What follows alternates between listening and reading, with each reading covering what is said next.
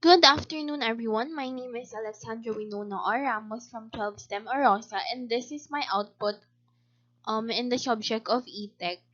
And I've chosen the topic books for my lecture today. So, first of all, what are books? So, according to Collins Dictionary, books are a number of pieces of paper, usually with words printed on them, which are fastened together and fixed inside the cover of stronger paper or cardboard. So, that is the literal definition of a book. However, if you think about it in a more significant and meaningful and symbolic way, books are actually pieces of paper with important information on them that you can use in order to learn new information and lessons. So now we move on to the history of books. The oldest scrolls were created as early as the 4th millennium BC or BCE, making them among the first books. The Diamond Sutra, on the other hand, is the first known printed book in the form of a bound book. It is believed to have been printed using woodblock printing during the Tang Dynasty or roughly the 1st century AD. Then in 1439, Johannes Gutenberg used his expertise in metalworking to create a systematic and dependable printing machine that made it possible to produce books in large quantities. The Gutenberg Bible, which was printed in 1455 using movable metal type, was the first book to be mass-produced. The book's pages changed when Swedish chemist Carl Wilhelm Scheele discovered the element chlorine in 1744 AD because we now had a chemical to bleach and make paper whiter.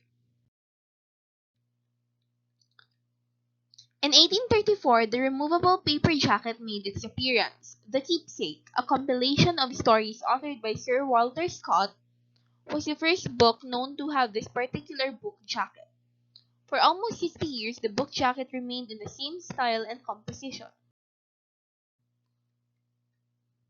The Internet age and the e-book or electronic book were brought about by Project Gutenberg's 1971 start of digitizing books. Now let's talk about the importance of books.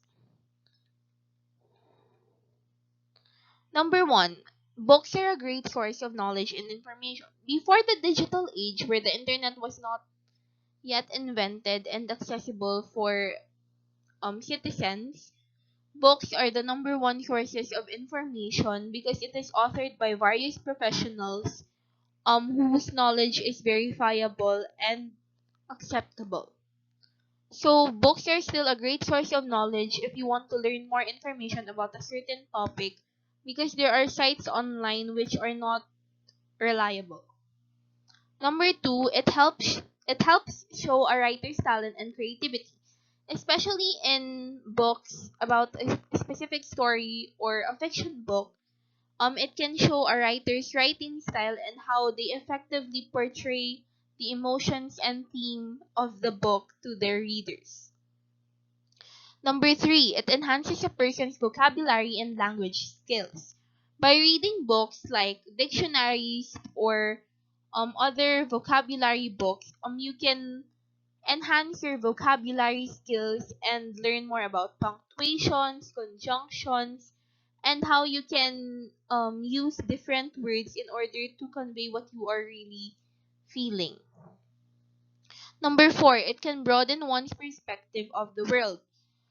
Books can teach you more about different cultures, different places from various areas in the world where you did not know about yet before. So by reading books, you will learn more information about their culture and how they live their lives and how they differ from what you're currently experiencing right now. And who knows, maybe they can influence you to visit that place. Where can books be located?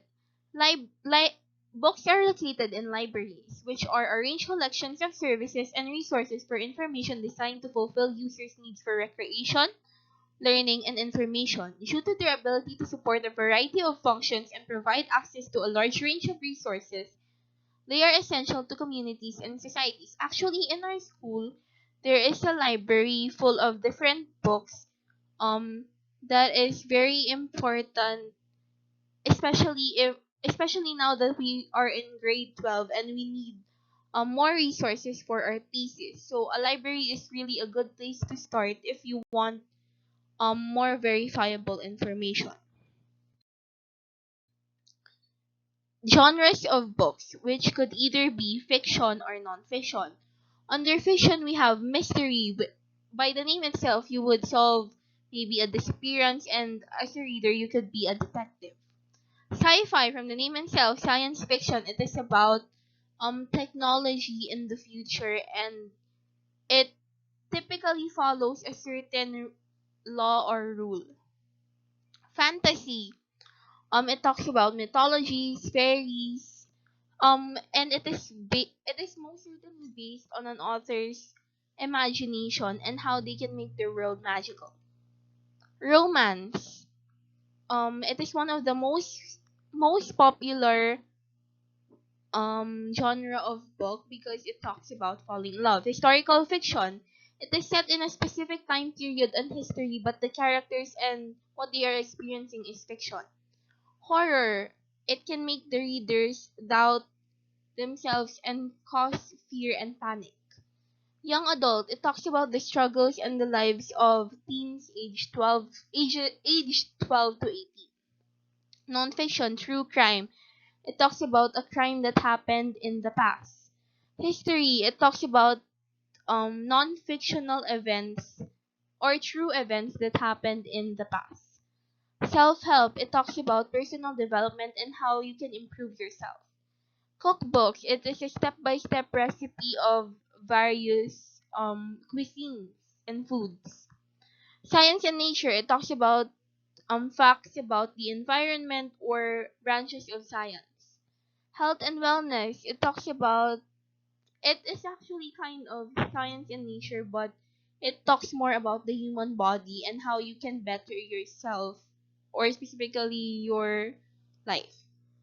Academic journals and biography, which talks about a person's life.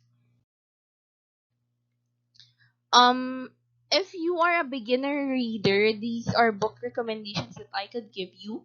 First is the Percy Jackson series by Rick Riordan, which talks about the titular character Percy Jackson, and it talks about his journey as he finds out that he is actually a demigod.